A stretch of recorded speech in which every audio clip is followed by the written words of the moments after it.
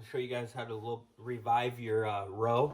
So what we have here is we have some roe here that we've been using a couple times. We've been digging in here, pulling it out, and it's pretty dried up. It's not looking the best. So what I'm going to show you guys how to do here is how to revive it, basically re-cure it and make it better. So what I'm going to do here is I'm gonna pull it out, and I'm going to butterfly this open a little bit better here. So what I'm going to do is take my scissors.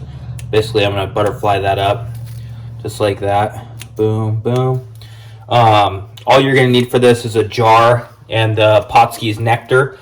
So what we're going to do here is we're going to cut these into little bait-sized pieces, so then they all get cured up in this nectar here. So we're just going to go ahead and grab them like that. I already have some nectar in the bottom of this jar. I'm going to go ahead and throw it all in there, just like that. And then go ahead and grab out some more. So you can see like some of the stuff is really dried out.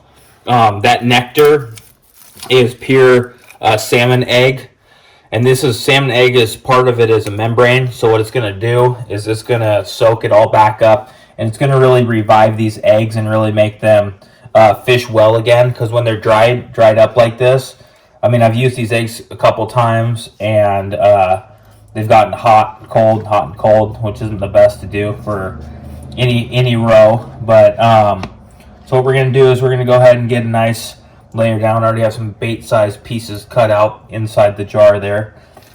So I'm going to go ahead and get it all out here and onto my saran wrap,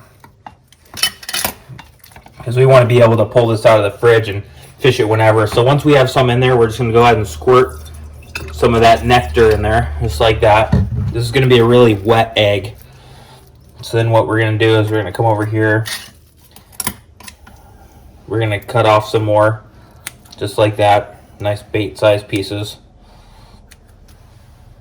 These are what I'm going to add to my spin and glow for fishing for my steelhead tomorrow. So I'm cutting some nice little bait-sized pieces here. When they need to be butterflied a little bit better, you can butterfly them. So you're gonna just go like that, and can't really use too much of the nectar. So we're gonna get it all up in there,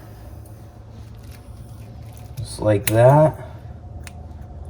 These eggs were frozen before and then de-thawed. Sometimes when you do that process, they end up being a little bit dried out if you don't de-thaw them right. And you're going to want to put them in this cure to kind of bring them back to life. Add some more. So you can see like a big piece like that. We got to butterfly that open a little bit more. Another thing too, what I've noticed is if you use this nectar, then when you're fishing and it's hot out, like right now it's 80-degree days, it's going to make it so those eggs don't dry up just instantly as you're trying to get them in the water. So we're cutting these all up into the bait-sized pieces, and then we're going to go ahead and get them all in our jar. So we just poured that nectar in there. Going to get a little bit more. Then we're going to pour some more nectar. Get some more in there.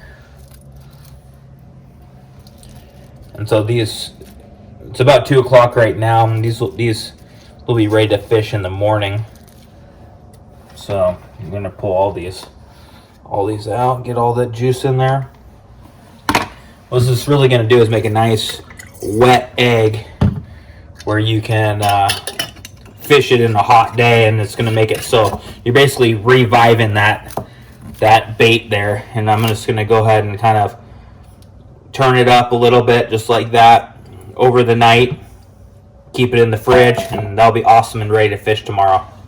Don't forget to like and subscribe.